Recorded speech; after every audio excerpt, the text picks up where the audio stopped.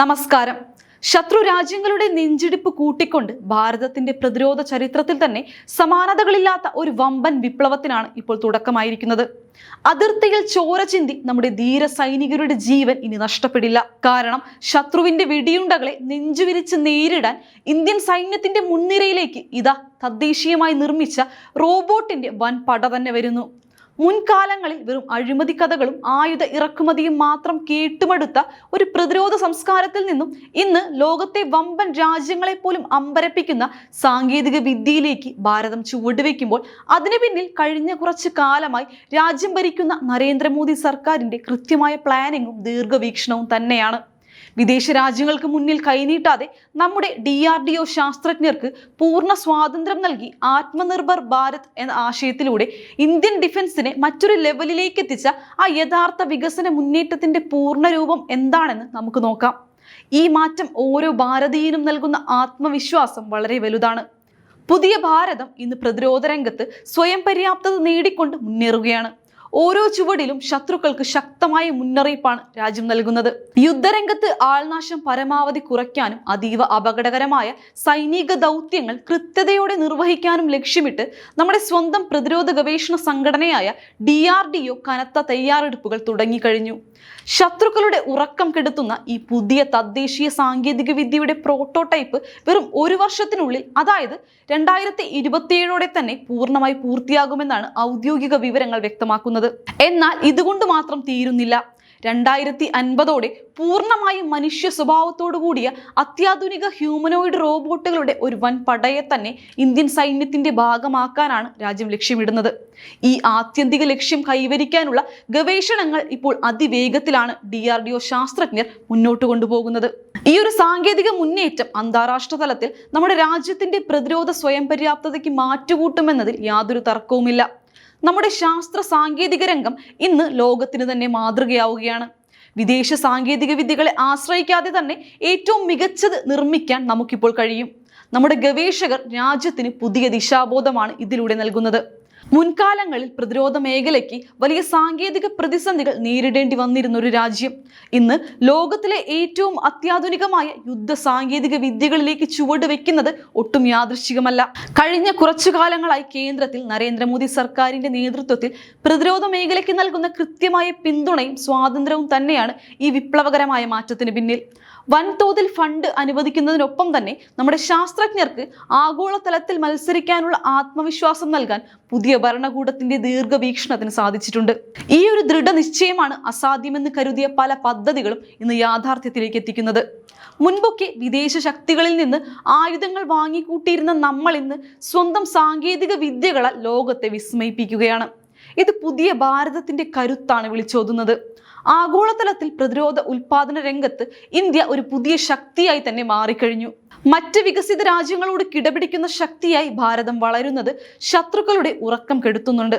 യുദ്ധരംഗത്ത് ശത്രുവിന്റെ വെടിയുണ്ടകളെ നേരിടുന്ന കാലാൾ പടയുടെ മുൻനിരയിൽ മാത്രമല്ല ഈ റോബോട്ടുകളെ വിന്യസിക്കുക. അതിർത്തി കടന്നുള്ള ഭീകരവാദികൾക്ക് വേണ്ടിയുള്ള മാരകമായ തിരച്ചിലുകളിലും ശത്രുക്കളുടെ ഒളിത്താവളങ്ങൾ തകർക്കുന്ന ദൗത്യങ്ങളിലും ഈ യന്ത്രമനുഷ്യർ മുൻപന്തിയിലുണ്ടാകും. ചുരുക്കത്തിൽ എവിടെയൊക്കെ സൈനികർക്ക് ജീവഭായം ഉണ്ടാകാൻ സാധ്യതയുണ്ടോ അവിടെയൊക്കെ മനുഷ്യന് പകരം റോബോട്ടുകൾ നെഞ്ചുവിരിച്ചു നിൽക്കും. എന്നാൽ ഇതിൽ ഏറ്റവും നിർണായകമായ കാര്യം ഈ റോബോട്ടുകൾ ഒരിക്കലും അനിയന്ത്രിതമായി പ്രവർത്തിക്കില്ല എന്നതാണ്. ഇവയുടെ പൂർണ്ണമായ നിയന്ത്രണം നമ്മുടെ കമാൻഡർമാരുടെ കൈകളിൽ തന്നെ ആയിരിക്കും. അതുകൊണ്ട് തന്നെ സാങ്കേതികമായ പിഴവുകൾക്ക് ഇവിടെ സ്ഥാനമുണ്ടാകില്ല. പൂനെയിലെ DRDOയുടെ പ്രശസ്തമായ എഞ്ചിനീയറിംഗ് വിഭാഗമാണ് ഈ വിപ്ലവകരമായ ഹ്യൂമനോയിഡ് റോബോട്ടുകളെ വികസിപ്പിച്ചെടുക്കുന്നത്. ഇത് സുരക്ഷാ കാര്യങ്ങളിൽ പുതിയൊരു അധ്യായം തന്നെ തുറക്കുന്നു. സൈനികരുടെ അമൂല്യമായ ജീവൻ രക്ഷിക്കാൻ സാങ്കേതിക വിദ്യ ഉപയോഗിക്കുന്നത് ഏറ്റവും വലിയ പുരോഗതിയാണ്. നമ്മുടെ സൈനികരുടെ കരുത്തിന് സാങ്കേതിക വിദ്യയുടെ ഈ പിന്തുണ കൂടിയാകുമ്പോൾ ഫലം അത്ഭുതമായിരിക്കും. ഇറക്കുമതിയെ മാത്രം ആശ്രയിച്ചിരുന്ന ഒരു പഴയ പ്രതിരോധ സംസ്കാരത്തിൽ നിന്നും ആത്മനിർഭർ ഭാരത് എന്ന ആശയത്തിലേക്ക് രാജ്യം മാറിയതിന്റെ ഏറ്റവും മികച്ച ഉദാഹരണമാണിത്. വിദേശ സഹായമില്ലാതെ പൂർണ്ണമായും തദ്ദേശീയമായി ഈ സാങ്കേതിക വിദ്യ നിർമ്മിച്ചെടുക്കുക എന്നതാണ് DRDOയുടെ ലക്ഷ്യം. സ്വന്തമായി ഇത്തരം സാങ്കേതിക വിദ്യകൾ വികസിപ്പിച്ചെടുക്കുന്നതിനാലാണ് പദ്ധതി പൂർണ്ണമായും യാഥാർത്ഥ്യമാകാൻ കുറച്ചധികം കാലതാമസം നേരിടുന്നത്.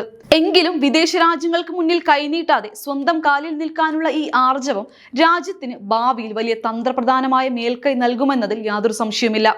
ഇത് നമ്മുടെ അതിർത്തികളെ കൂടുതൽ സുരക്ഷിതമാക്കും. നമ്മുടെ ശാസ്ത്രജ്ഞർക്ക് ആവശ്യമായ എല്ലാ പിന്തുണയും സാഹചര്യങ്ങളും നൽകാൻ പുതിയ നയങ്ങൾക്ക് സാധിച്ചിട്ടുണ്ട്. ഈ സാങ്കേതിക മുന്നേറ്റം രാജ്യത്തിന്റെ അന്തസ്സ് ഉയർത്തുന്നു. ആഗോള പ്രതിരോധ ഭൂപടത്തിൽ ഇന്ത്യ സ്വന്തം സ്ഥാനം ഉറപ്പിച്ചു കഴിഞ്ഞു എന്നതിന്റെ തെളിവാണിത്.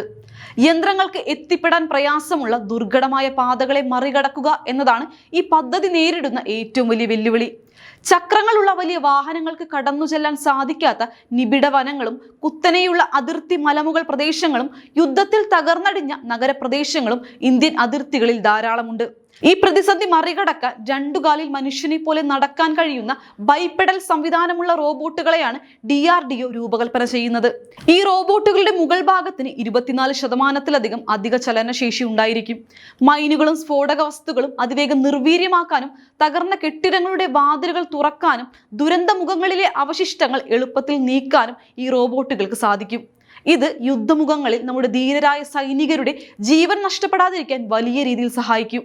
ദുർഘടമായ ഏത് സാഹചര്യത്തെയും നേരിടാൻ ഇവ പ്രാപ്തമാണ്. അത്യാധുനിക യുദ്ധമുറകളിൽ ഈ മികവ് ഇന്ത്യയെ ഒട്ടേറെ മുന്നിലെത്തിക്കും.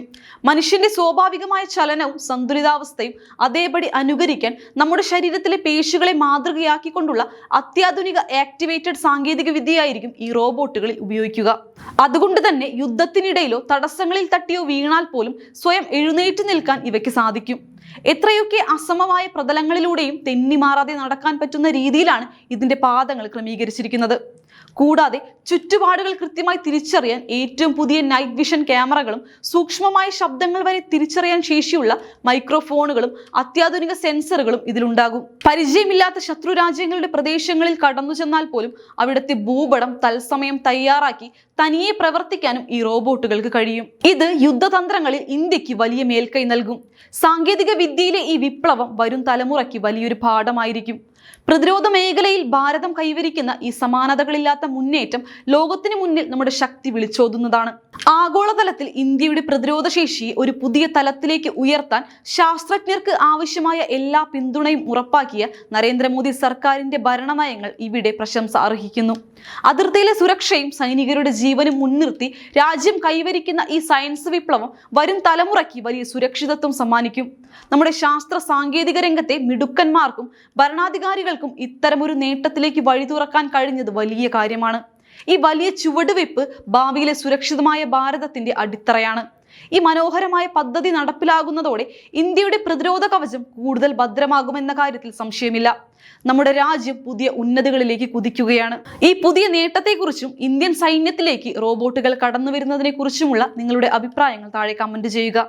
ഭാരതത്തിന്റെ ഈ വമ്പൻ വികസന കുതിപ്പിന്റെ വാർത്ത പരമാവധി ആളുകളിലേക്ക് ഷെയർ ചെയ്യാനും മറക്കരുത്. മറ്റൊരു നിർണായക രാഷ്ട്രീയ വിശകലനവുമായി ഞാൻ വീണ്ടും വരാം. നന്ദി.